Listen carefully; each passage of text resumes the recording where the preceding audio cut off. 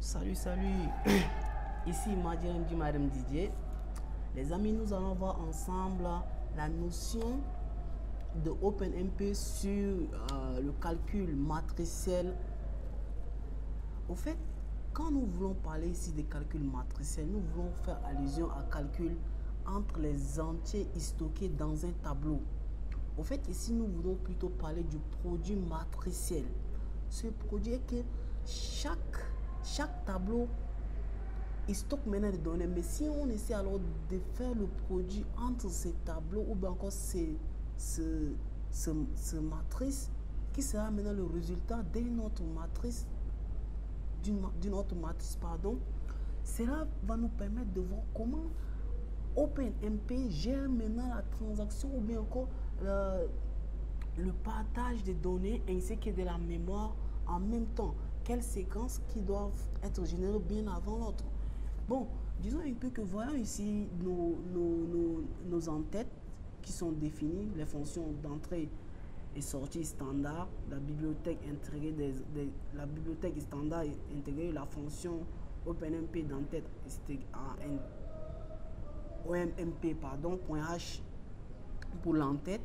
Il y a encore le fichier l'entête système bon, on va dire bar time, c'est-à-dire pour définir le temps.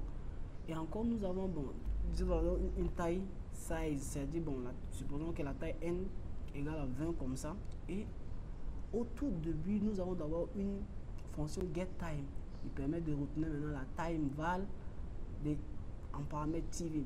Au fait, getTime of day a pour une méthode qui permet de retourner maintenant un double qui est maintenant calculé ici. Voilà, à partir de là, c'est calculé. Il retourne maintenant ça. Bon, disons que ici, à partir de là, nous avons d'abord au-dessus notre fonction main, comme je l'ai dit, il a toujours un paramètre, les arguments et ici maintenant les caractères définis. Et voilà ici un ensemble de variables qui va nous permettre, voilà ici, nous avons ici notre nombre n qui permet maintenant de faire le tour et puis notre IJK qui sont maintenant les compteurs additionnels. Maintenant, nous avons notre double ici qui prend en T comme le temps et puis il start, bon, le début, le départ et l'arrêt. Voilà nos trois matrices. Les deux vont faire le produit afin que la matrice reste, soit retourne maintenant le résultat. Le résultat, c'est ce que je veux dire ici, reste là. Au fait, pour l'allocation, voilà le début de notre allocation mémoire. Nous avons que notre matrice prend d'abord pour double malloc size. Voilà la taille. Vous voyez toujours la taille qu'on a définie ici.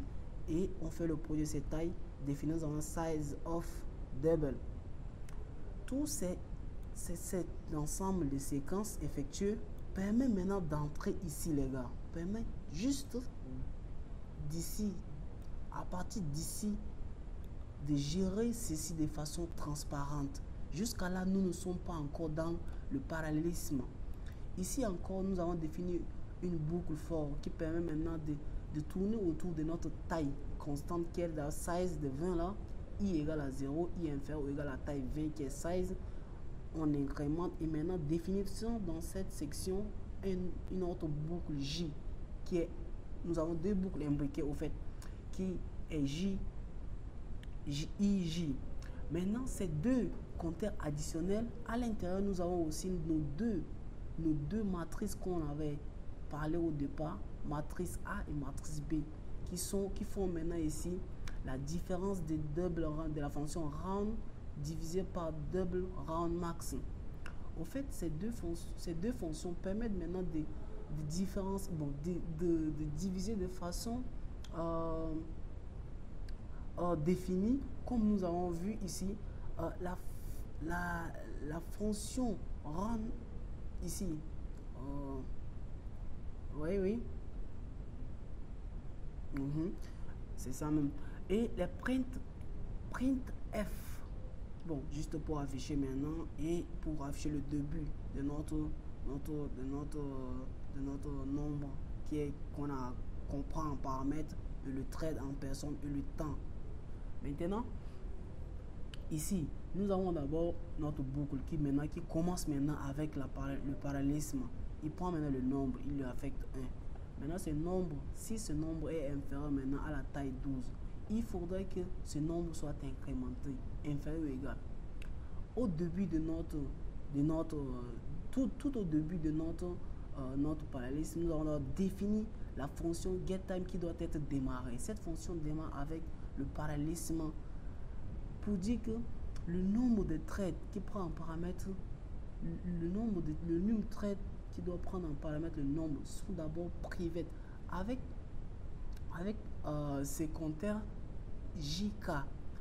Ces deux compteurs sont définis ici de façon imbriquée afin que le début de notre matrice reste, c'est-à-dire le reste du produit, soit maintenant affecté. On a d'abord initialisé maintenant notre matrice ici à 0, qui est de façon floue. Et à l'intérieur ici maintenant, il est question maintenant de faire le produit. Ça, c'est tout ce qu'on a appris maintenant. Bon, au collège, maintenant, dans la notion précédente, dans nos classes précédentes, la calcul de matrice, le produit de matrice, il prend maintenant la matrice reste, incrémente et fait le produit de 2. Tu vois, il s'incrémente et fait maintenant le produit de deux matrices qui sont A et B avec les paramètres K et J, ainsi que K, I, size, K et J. Donc ça veut dire que si tu veux faire le produit de deux matrices, comment tu vas maintenant partager? Ici, nous avons affaire à une séquence, à une manipulation de lignes et colonnes. Comment je dois prendre telle colonne et multiplier avec telle ligne afin que le produit doit maintenant donner maintenant à la ligne IM de tel trait. Le trait IM doit prendre maintenant en paramètre ces deux produits. Il garde, ainsi que l'autre aussi fait, ainsi que le second trait prend aussi la valeur qui vient après avec la colonne qui vient aussi ensuite et effectue normalement le produit jusqu'à ce que les lignes et les colonnes soient maintenant calculées de façon cohérente. Dès qu'il finit maintenant avec ce produit, il arrête directement. Le parallélisme là s'arrête juste là. Après ça, il dit que bon, disons que on affiche maintenant le résultat. En affichant le résultat, nous aurons le nombre et le temps et on libère maintenant avec les fonctions free. La fonction free, la matrice A, la matrice B et bien la matrice et on retourne maintenant le résultat avec ça. Au fait les gars, toute la philosophie ici c'est juste quoi? Si tu connais déjà multiplier de façon mathématique deux matrices entre elles, c'est-à-dire c'est juste là, tu dois seulement définir de façon globale, c'est-à-dire on n'est pas spécifique ici, on est un peu dans la notion générale. Comment je vais toucher c'est-à-dire les lignes et les colonnes de la matrice que j'ai définie.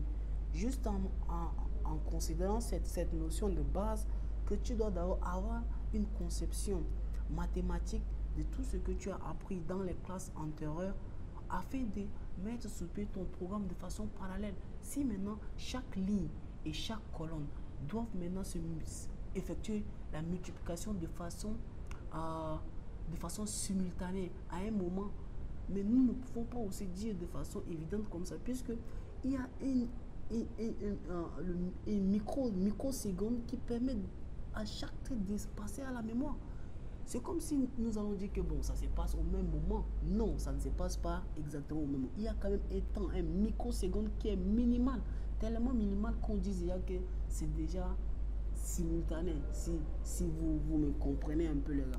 Donc c'est juste là où je voudrais un peu partager et disons ensemble que je vais exécuter encore ce code et si ça vous a plu, je vais laisser aussi ce bout de code afin que vous aussi vous imprégniez dedans et comprendre comment ce mécanisme se tourne autour de la bibliothèque OpenMP. Voyons un peu comment le code-ci fonctionne. Je fais d'abord mon GCC, fait tirer O. J'appelle maintenant le programme math-omp.c. Maintenant, je fais maintenant tirer F open mp et j'appelle maintenant cette fonction qui est file. Bon, disons le nom de mon fichier qui est math-omp.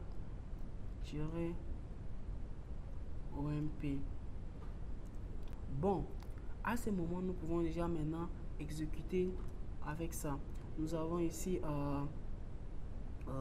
math underscore OMP. Voilà un peu, il faut que je tire un peu, vous voyez un peu la notion qui se cache ici. Voilà, exactement ça. Les gars, tel que je l'ai dit, nous avons dit que ça se passe au même moment. C'est comme si on a parlé de parallélisme. Ce parallélisme indique que chaque trait doit aussi avoir accès à la mémoire.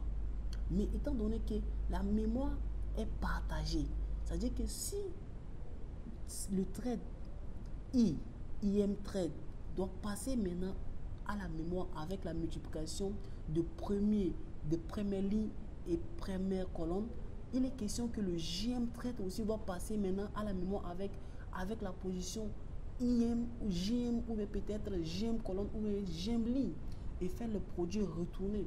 Donc il effectue maintenant le produit de matrice, il effectue le produit lui aussi, il effectue maintenant, il affiche maintenant ici la ligne 0, la ligne 1, la ligne 3. Comme ils ont déjà effectué maintenant tout ça, ils viennent maintenant ici pour afficher juste, et voilà le résultat qui retourne. Donc les gars, ceci est très intéressant. Si vous voulez vraiment mettre sur pied une application qui doit vraiment avoir en entrée ou bien avoir pour portail une autre donnée, il faut tenir compte de l'adaptation de la bibliothèque ou encore des notions de programmation parallèle avec cette bibliothèque. Elle est vraiment utilisée dans beaucoup de domaines. Donc, je vous conseille vivement de voir. Si vous avez vraiment aimé cette vidéo, les gars, je vous demande liker, laisser un j'aime et à très bientôt, les gars. Passez une très bonne journée et que le bon Dieu nous protège.